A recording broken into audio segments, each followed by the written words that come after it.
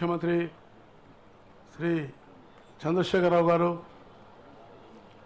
ఉప ముఖ్యమంత్రి మహమూద్ అలీ గారు, హోమ్ మినిస్టర్ నాయన్ నరసింహారెడ్డి గారు, మిగతా వేదికను అలంకరించినటువంటి పెద్దలారా, సోదర సోదరిమల్లారా, చాలా సంతోషకరం. ఎందుకంటే ఈరోజు చాలా తెలంగాణ రాష్ట్రం ఏర్పడిన తర్వాత మొట్టమొదటిసారి నేను చూస్తున్నటువంటి all DGP's, police commissioners of Andhra Pradesh వాళ్ళందరూ ఒక దగ్గర రావడమే ఇది శుభ సంకేతమని నేను మీకు హృదయపూర్వకంగానే మనవి చేస్తూ ఉన్నాను. అంటే మనందరము హైదరాబాదీలమని, హైదరాబాద్ యొక్క దీనికి ఇలాంటి అధికారులు నేను రాజకీయ నాయకులు చూశాను. టిఎస్ రావు గారు కానీ, సింగారు కానీ, మహాంతి గారు కానీ, కృష్ణారావు గారు కానీ, విజయరామారావు గారు కానీ, ప్రభాకర్ రావు గారు కానీ, దినేష్ రెడ్డి గారు కానీ, ఖాన్ గారి ఇలాంటి వాళ్ళందరూ మంచి ఉన్నతమైనటువంటి ఆఫీసర్లు రావడం మనకు చాలా గొప్ప సంతోషం. అదే స్థాయిలో మహేందర్ రెడ్డి గారు, అనురాగ్ శర్మ గారు ఉండడం కూడా నేను వారిని హృదయపూర్వకంగా అభినందిస్తూ, ముఖ్యంగా ఈరోజు చాలా మంచి ఒక వినూత్నమైనటువంటి ఆలోచనతో ఈ యొక్క Hyderabad city police commissionerate head quarters, integrated police command and control centre ఇది ఏర్పాటు చేయడం హైదరాబాద్కు చాలా అత్యంత అవసరం. ఎందుకంటే హైదరాబాద్ కేవలం పోలీస్ కమిషనర్ గారు చెప్పినట్టు కేవలం ఒక సామాన్యమైనటువంటి క్రైమ్ కాదు, ఇది సామాన్యమైనటువంటి క్రైమ్ కాదు. మామూలు క్రైమ్స్ ఎన్నైనా జరగవచ్చు, ఎన్నైనా పట్టుకోవచ్చు, ఏమైనా చేయొచ్చు. కానీ టెర్రరిజం అనేది చాలా ప్రధానమైనటువంటిది. అందుకనే దీని మూలాలు కూడా వెలికి తీయడానికి ఈ టెక్నాలజీ, మీరు ఏదైతే ఈ టెక్నాలజీని మీరు ప్రవేశపెట్టినో ఇది దేశానికి తప్పకుండా ఆదర్శంగా ఉండబోతుందని నేను మీకు హృదయపూర్వకంగానే మనవి చేస్తున్నాను. ఎందుకంటే ఫేక్ సంబంధించినటువంటి అంటే ఫేక్ పాస్పోర్ట్స్, ఫేక్ వీసాస్ ఇలాంటి అనేకమైనటువంటి దురాగతాలు దేశ విదేశాల్లో మనకు కేంద్రంగా హైదరాబాద్ మూలంగా ఉంది.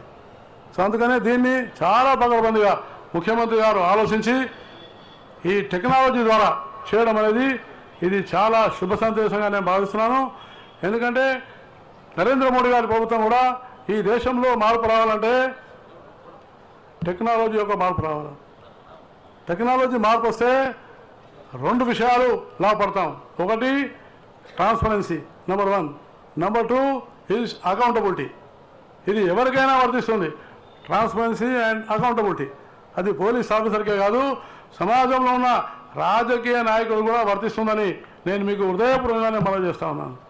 ఇది దేశంలో ఎక్కువగా లేదు కాబట్టే అన్ని రకాలైనటువంటివి జరుగుతున్నాయి.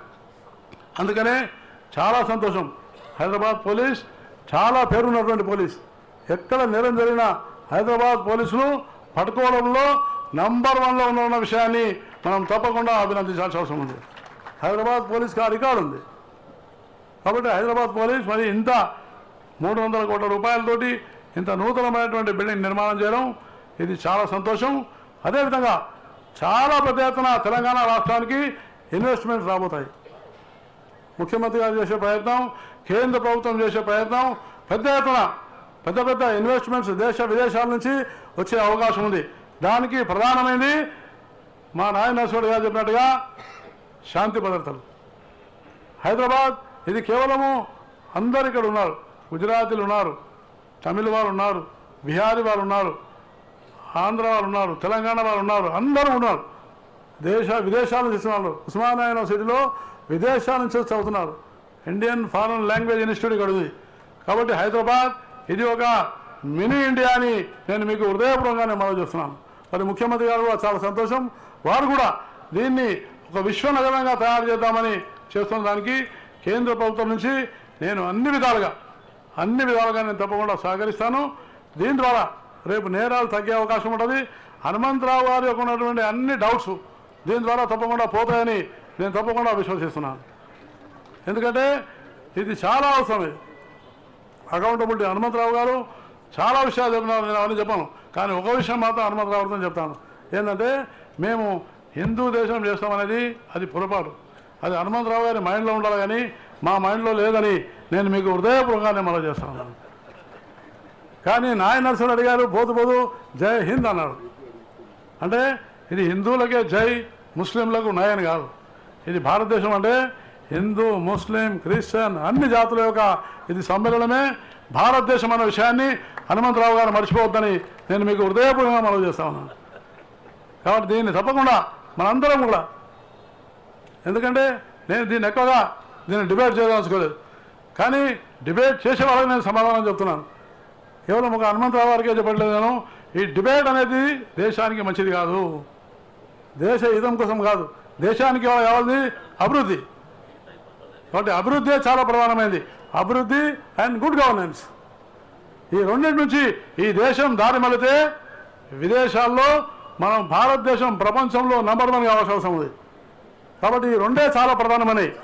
దయచేసి హనుమంతరావు గారు మనం చేస్తున్నాను, మీరు కూడా అభివృద్ధి మీద, గుడ్ గవర్నెన్స్ మీద ఎంపీగా మీరు దీని మీదనే కాన్సన్ట్రేట్ చేయాలని నేను వారికి హృదయపూర్వకంగా విజ్ఞప్తి చేస్తూ, నాకు ఈ అవకాశం ఇచ్చినందుకు ముఖ్యమంత్రి గారికి, కమిషనర్ గారికి, హోమ్ మినిస్టర్ గారికి హృదయపూర్వకమైనటువంటి ధన్యవాదాలు తెలియజేస్తూ సెలవు తీసుకుంటాను.